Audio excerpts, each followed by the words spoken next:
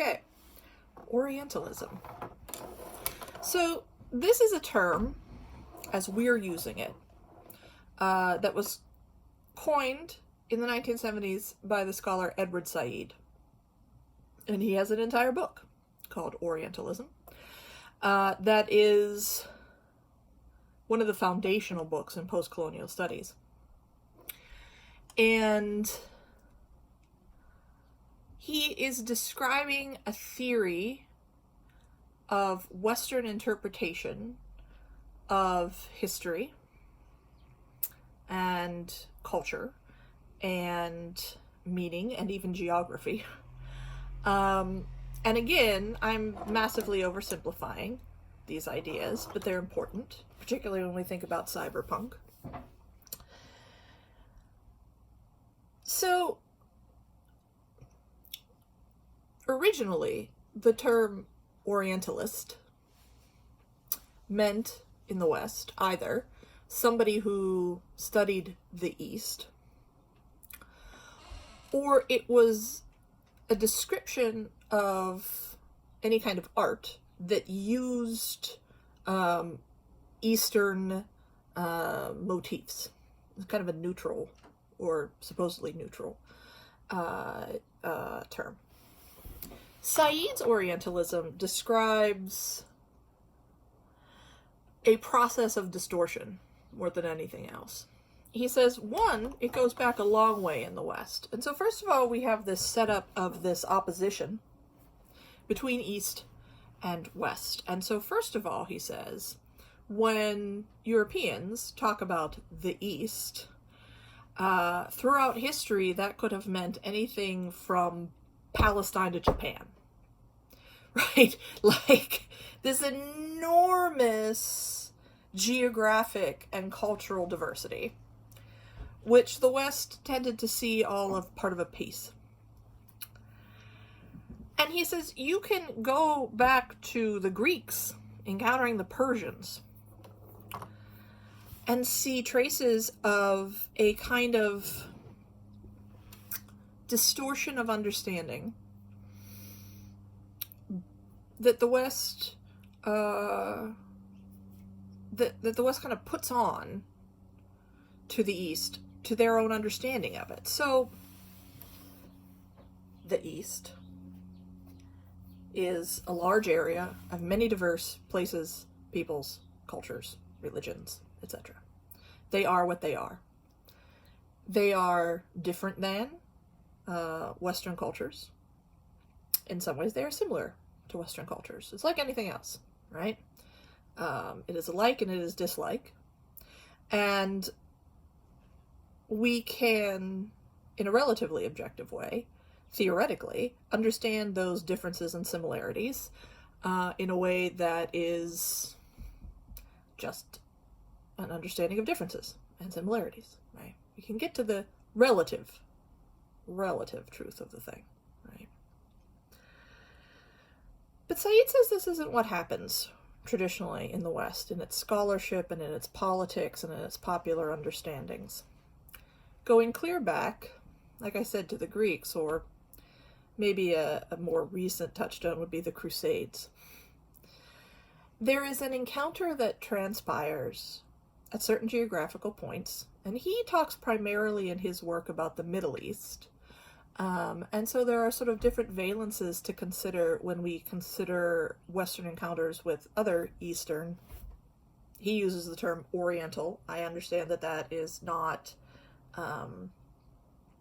considered appropriate terminology now. He uses the term sort of deliberately, right, as a kind of reclamation.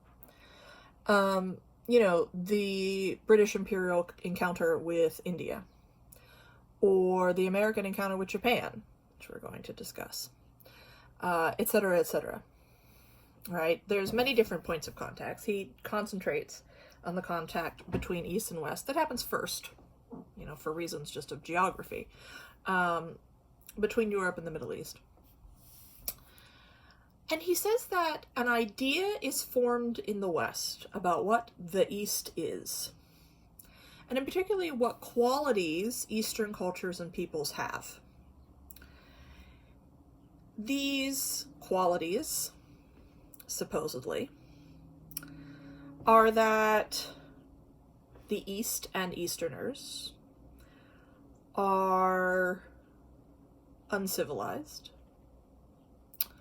are atavistic, meaning sort of stuck back in time, are very feminine, are deceitful, are mystical, exotic, right? You've heard the term exotic. And of course, on the other side of these things are ideas that the West has about what the West is. So if the East is atavistic, is ahistorical, the West is progressive, like capital P progressive, like we're constantly moving into the bold future that we create for ourselves. If the East and Easterners are sort of mystical, right? These mystical exotic religions and things, right? Eunuchs and wizards and all kinds of things pop up. Then the West is rational. And over time, of course, you could see that this becomes tied up with the Enlightenment, like Enlightenment thinking. The idea that the West, over time, throughout the 15 and 16s, but reaching its apogee in the 1700s with the Enlightenment per se, that the West has been on this project of rationalization, and we talked a bit about this when we talked about Darwinism and science and so forth, the idea that, the West will go out, find, study, take, name, describe, dissect, categorize, systematize, and use what it finds, right? And this is theoretically part of this rational process that gets at the truth, the capital T truth of the world, so that ultimately we can control the world, right? And this is very much part of this Enlightenment zeitgeist, which we brought up in terms of the time traveler in Wells. Wrapped up in this Enlightenment thinking about processes and intellect and philosophy, etc., this commitment to truth and how to find it, Said says that in large part this is about the West defining its own identity, and it defines it against what it declares the East to be.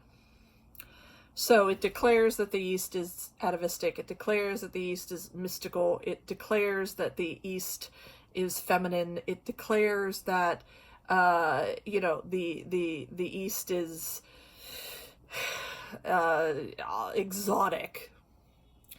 And in the West, we are progressive, we are rational, we are masculine, we are scientific, and we are all these things. And of course, whenever we say that something is feminine versus masculine, that then comes into play all kinds of cultural assumptions about masculinity and femininity, which traditionally in the West, as we know, femininity implies weakness, it implies irrationality, it implies a closeness to nature, right? That women's bodies are somehow closer to nature, and this is actually a site of anxiety, either that we can't control our sexuality, we will bring men down with our sexuality, we're tied to nature reproductively in terms of childbearing, this kind of mystery of menstruation and pregnancy, right, that freaks men out to this day.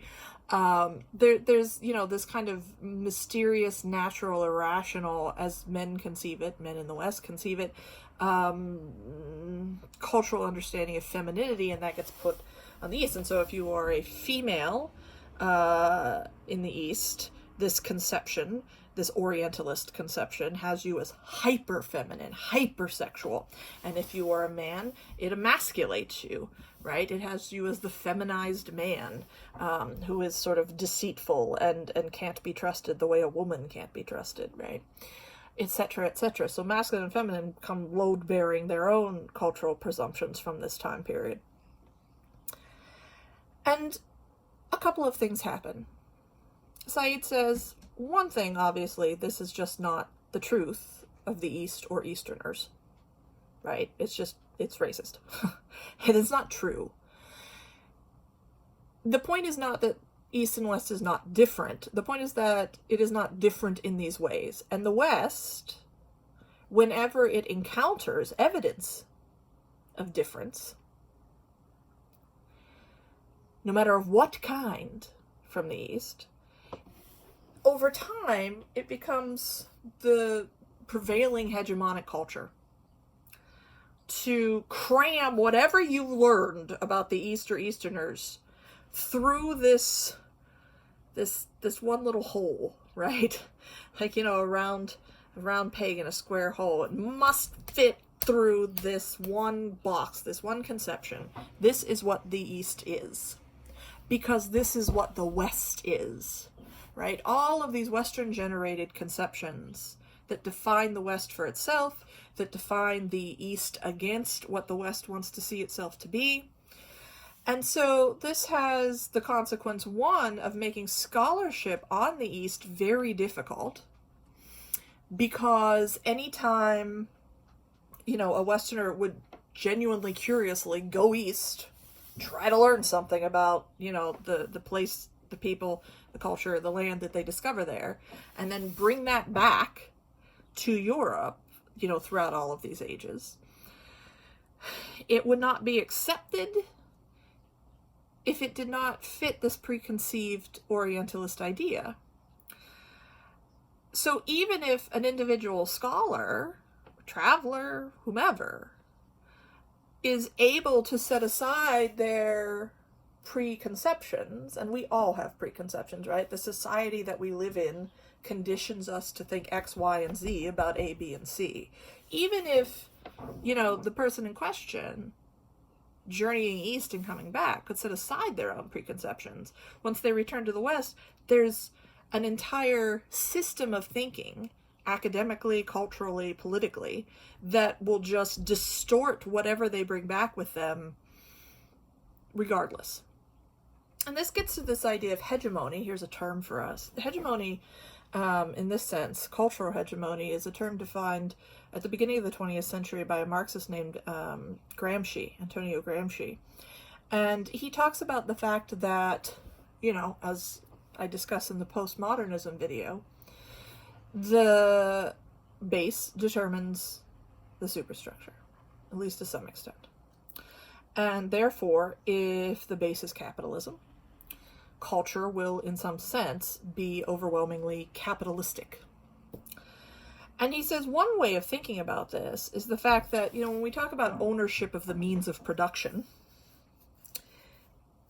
the owners of the steel factory are part of the same class of people, sometimes they're literally the same people, as own the printing press, as own the movie studio, as own the television studio, as own the publishing house, etc., right? It's the same bourgeois class that owns all the means of production, and they share values. They share a worldview that's either cynically meant to keep themselves in power, or else just naturally imbued to them because they were born into bourgeois houses and they were raised by bourgeois parents, and now they're bourgeois parents. And it's just, it's just acculturation. In any case, he says they produce a culture, and again, this gets us into forms of media, that overwhelmingly embodies bourgeois values. He said, and yet, most of us are not the bourgeoisie. And yet, because they control culture, they acculturate all of us into these values. And Gramsci says this is hegemony.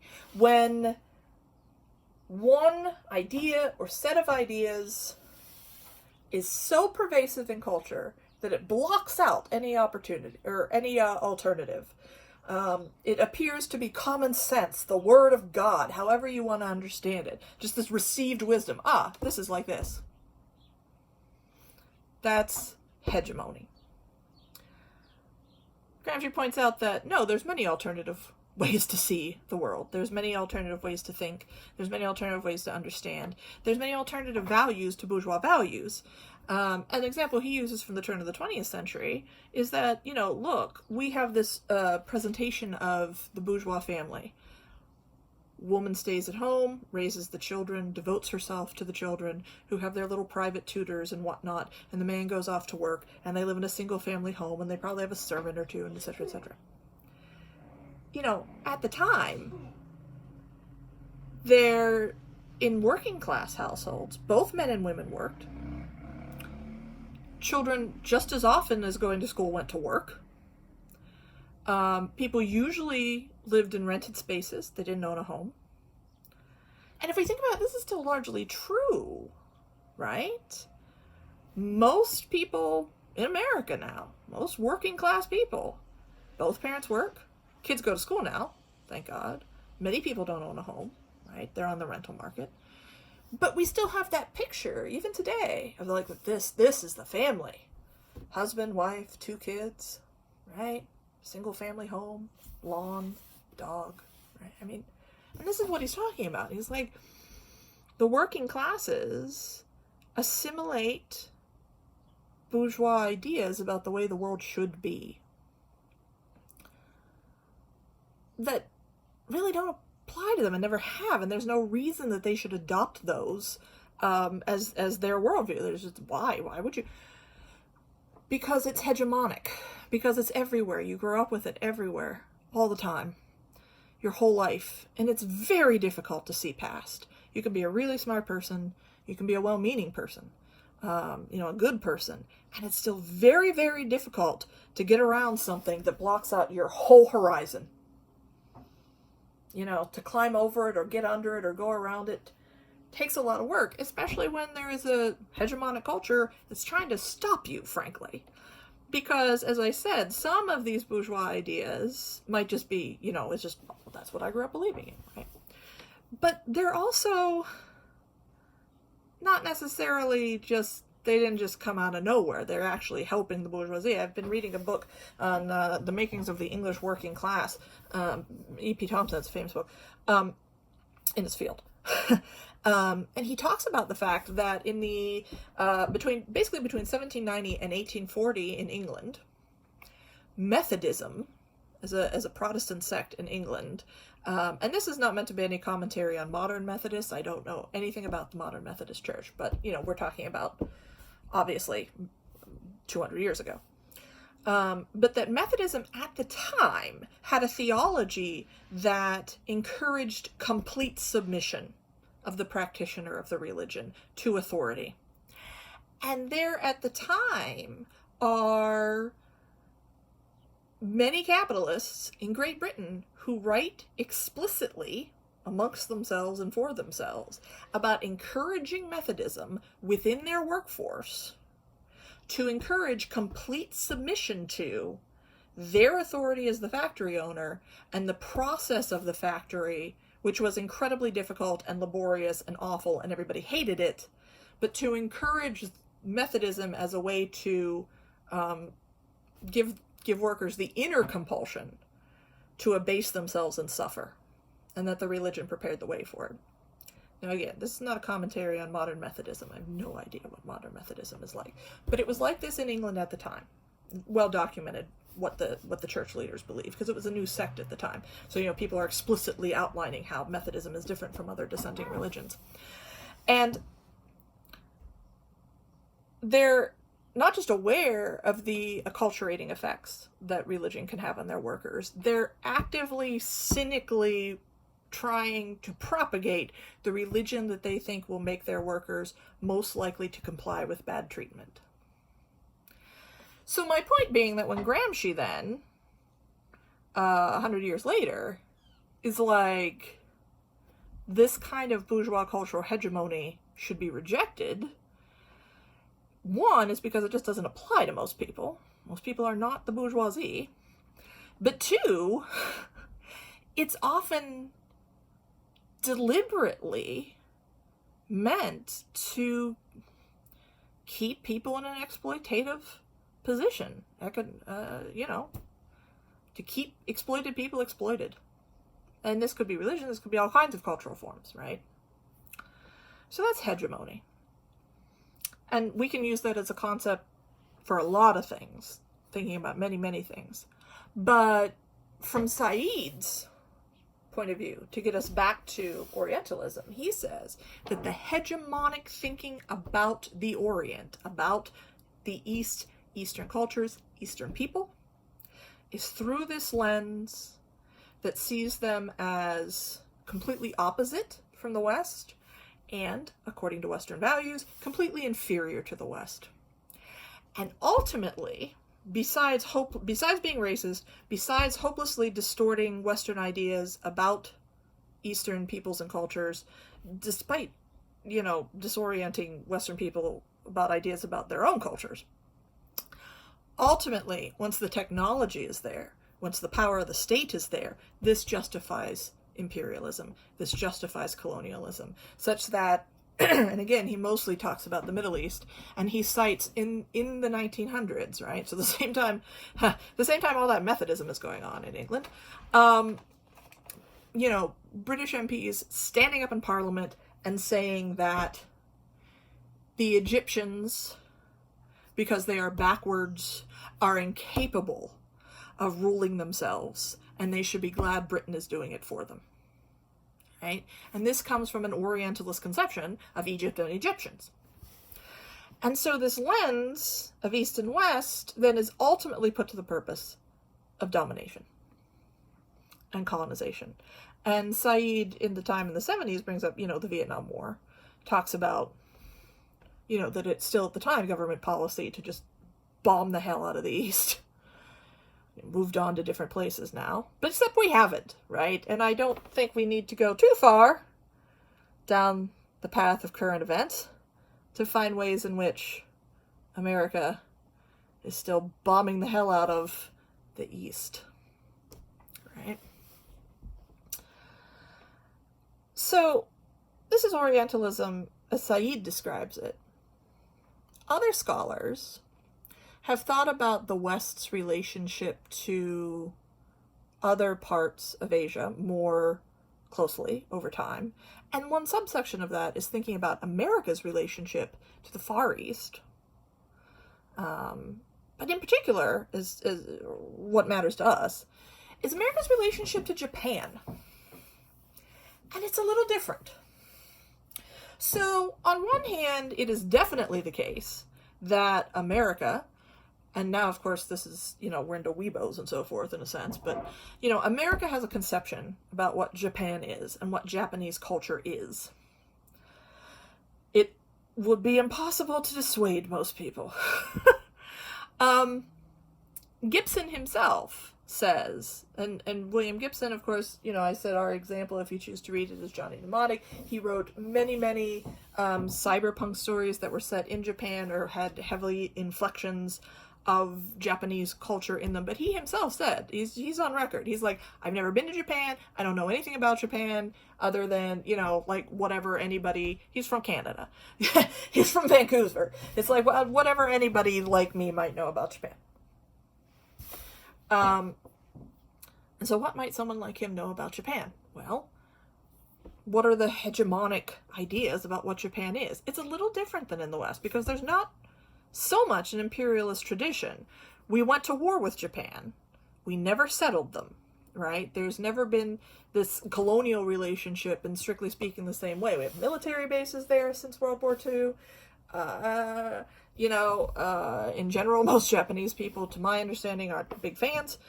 But it's not the same situation as, say, Great Britain and Egypt or Great Britain and India or something, right? There's also this economic situation.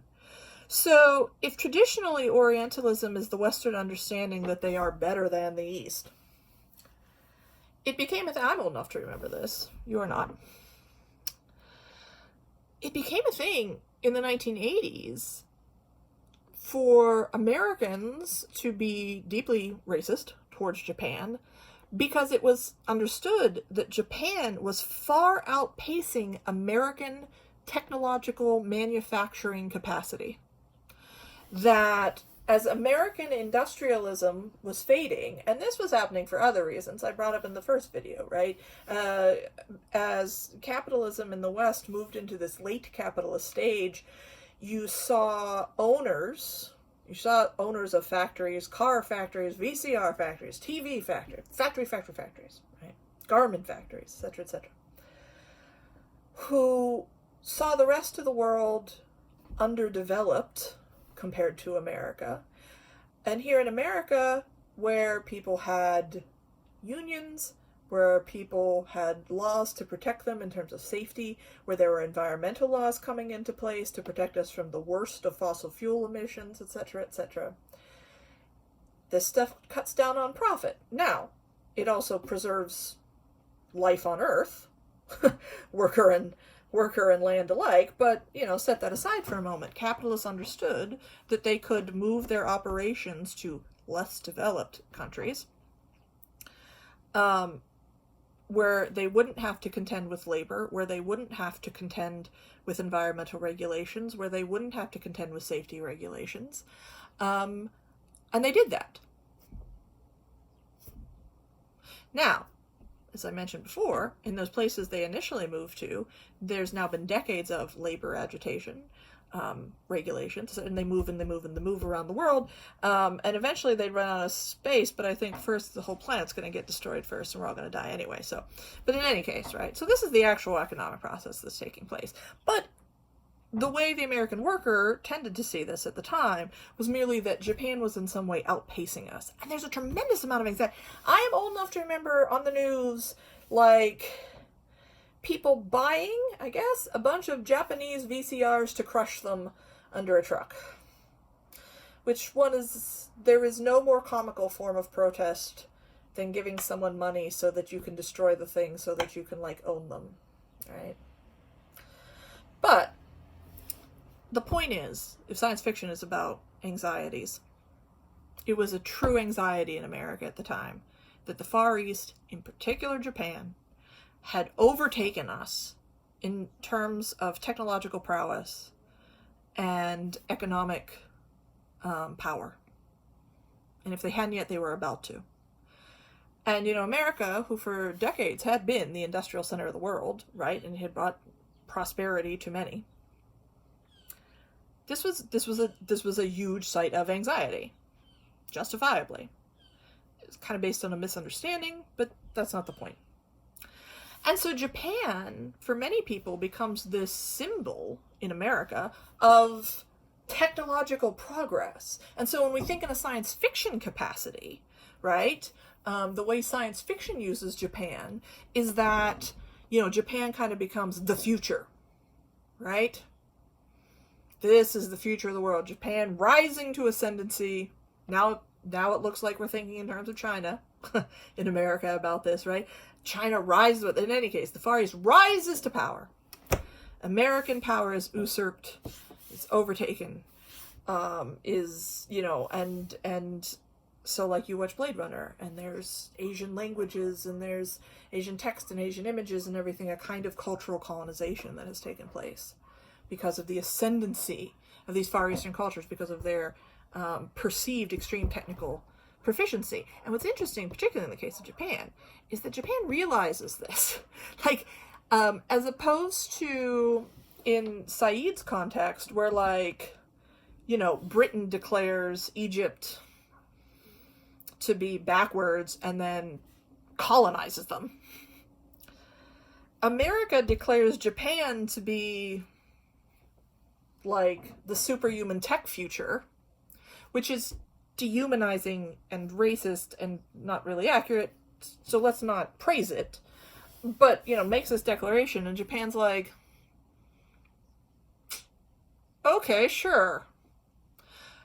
And there are many instances, actually, of Japanese tourism, tourist organizations for cities, etc., at this time, and particularly in the 90s, and early 2000s, literally being come to Blade Runner City, come to Tokyo, come visit Tokyo, bring your money, Americans, whatever, we're the future over here. Which is amazing and hilarious in a way. So the imperial relationship that Said describes as the ultimate political result of this Orientalist worldview is not the same in this context. Nevertheless, it's an Orientalist worldview because it constructs an idea of what the East, in this case Japan, is, sets it against the idea of what the West is. Both of these things are distortions. And then uses that distorted, dehumanizing Western conception of what the East is for its own purposes. And in this case, it's cultural and media purposes, right? It's in literature, it's in films. And of course, as we all know now, literature and film in mass culture are commodities for sale, right? So we take so cyberpunk, be it in literature or film, or any other cultural medium, takes the Orientalist view of Japan and uses it to mass market commodities that spread that Orientalist view of Japan, which is one of the ways that we get to hegemony, right? Is troubling insofar as how it distorts real understanding, is troubling insofar as, it's pretty racist. But it's also an example of American, or in this case Canadian, in the case of Gibson Canadian, Westerners processing their anxieties about economic changes that they're getting, hurt by. The way that they are processing those events and understanding them and reacting to them becomes an important point, or important to weigh in to understand that society's changes and anxieties and so forth. And so I'd like you to, when you watch Blade Runner, and maybe if you read Johnny Mnemonic, in the discussion boards, on Thursday, to look for Orientalist depictions of the East and to think about what they're doing in the film, in the story. What is this manifesting in terms of the culture that made these stories, right? In this case, are basically American Western culture. Shout out Canada.